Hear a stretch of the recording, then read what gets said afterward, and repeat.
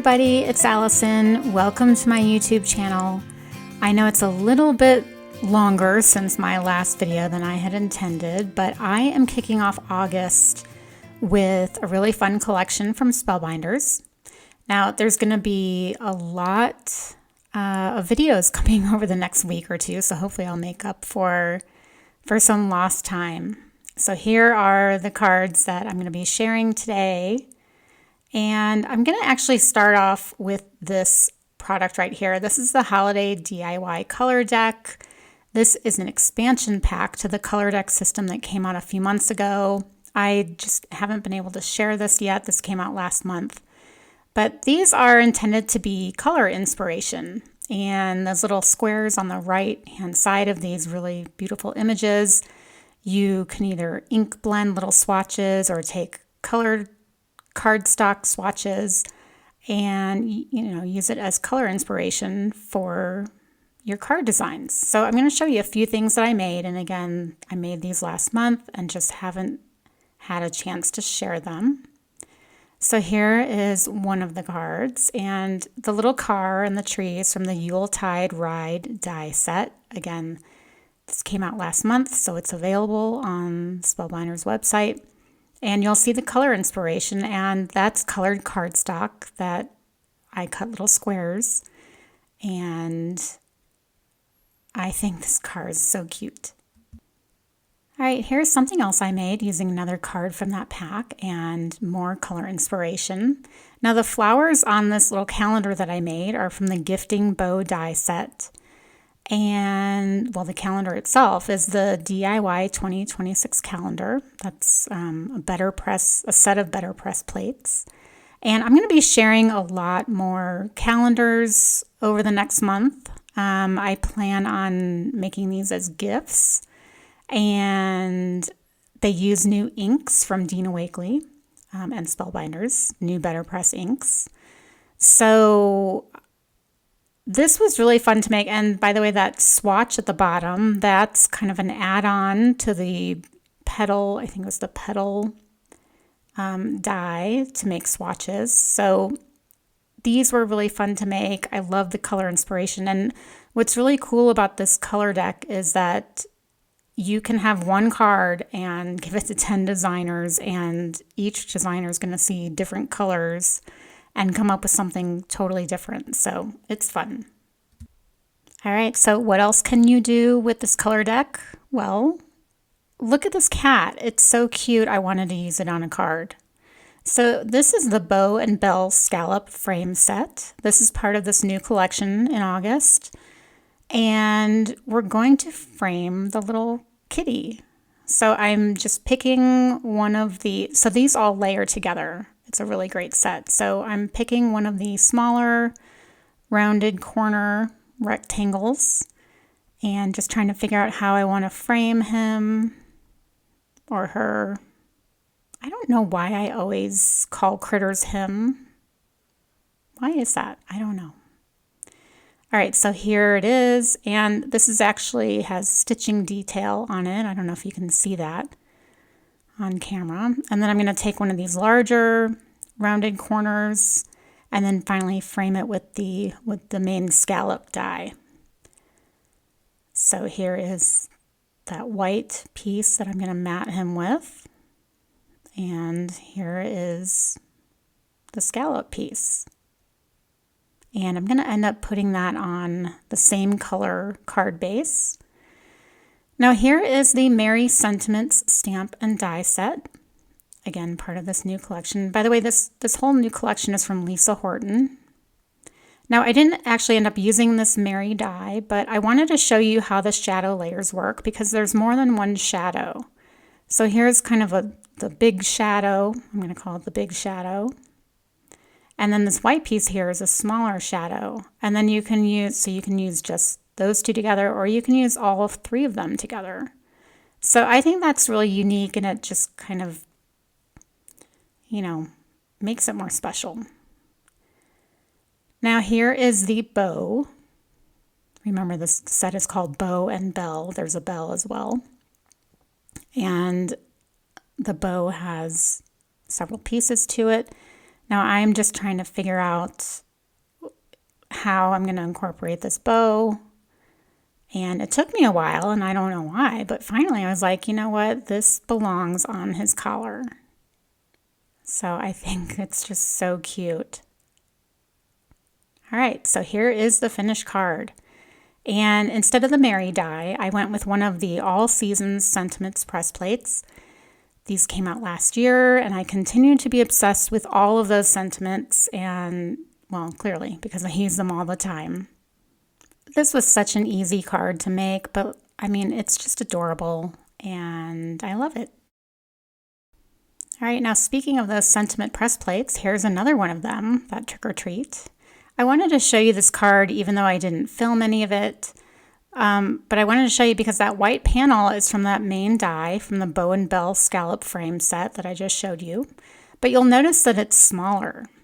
I didn't want to cover up too much with this patterned paper, so I just did some partial die cutting to make that panel smaller. You can do that with any die that has a regular pattern to it, and it's just a really great way to stretch the use of your dies. And look at this cutie. This is Pupkin, which is now available only at Spellbinders. You might remember the adorable ghost from last year. I think his name was it Woof or Treat or something like that? The little dog dressed up as a ghost. But this pup dressed up as a pumpkin is just too cute. All right, speaking of cute, here is the next card. Now this is the Little Birdies set, and the H's come from the classic mouse alphabet, and I'm going for ho, ho, ho. I've already assembled my little birds, and they are so cute. They have little boots, and I think even a scarf came in the set, but I didn't use a scarf. Now this is the Lots of Circles stencil set, and you'll see there's some masks over to the right, and this stencil has lines, so you can line it up on an A2 panel. You can use both of these together to stencil the smaller circles onto the larger circles. But I'm going to use that smaller circle here to make the O's for my ho, ho, ho. So I'm going to stencil the O's and then put the birds on top. Now I'm going to tape the letters in place to help make sure I'm positioning the stencil in the right place. And I have everything on my grip mat to keep it in place. So I'm going to bring the stencil in. And once I have it positioned, I'm going to take that letter off because I don't want it creating kind of a lump underneath the stencil. I don't want my ink to get underneath that stencil. So I'm going to be using pink fresh ink for my colors, and I'm just really trying to match kind of the darkest color of the bird, which is on the wing. So this first color I'm using is Waterfall, and I'm coming in pretty light at first, and I'll get progressively darker. Now, you can always get darker. It's better to start off light and go darker rather than go too heavy at first. So here is my first circle, and there's a little birdie. All right, so I'm gonna line up the second one. And I don't know if I mentioned, the purple tape that I'm adding is just masking tape to make sure that I don't get ink where I don't want it. So the second color is Olive. And by the way, this white panel here is it's the largest rounded corner die from the Bow and Bell Scallop frame set. So I'm getting a lot of use out of this die set for sure. I always love a new rectangle die set.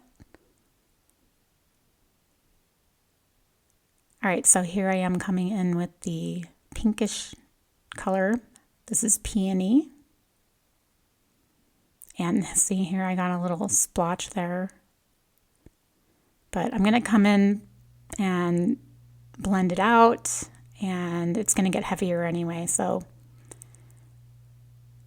just matching the color of that letter. Now I'm coming in with worn lipstick to kind of just try to get the tone that I want. So don't be afraid to mix your inks to get the color that you need. I do it all the time. So here we go. Now I got a little smudge at the top of this, but that's okay because guess what? I changed my mind. Here's the finished card, and it is a little different. I decided that I wanted the panel to be smaller, so I cut a new panel with the stitched round corner die from that Bow and Bell Scallop set, and obviously I did re-stencil the circles, but I did the same exact thing. So I also changed the main body colors of the birds to be a little bit lighter so they would stand out more against the circles. And by the way, that patterned paper in the back is from Waffle Flower, and it's actually sold on the Spellbinders website. Did you know that they have some Waffle Flower paper? They actually have some other Waffle Flower things, some of their shaker pouches and things like that. So that sentiment, the Merry Christmas, that's just a sentiment strip for my stash. I think it's one of my many, many sentiment strips from Simon Says Stamp. And here we go. We're going to wrap things up with the pretty card. So this uses the new Christmas Foliage set.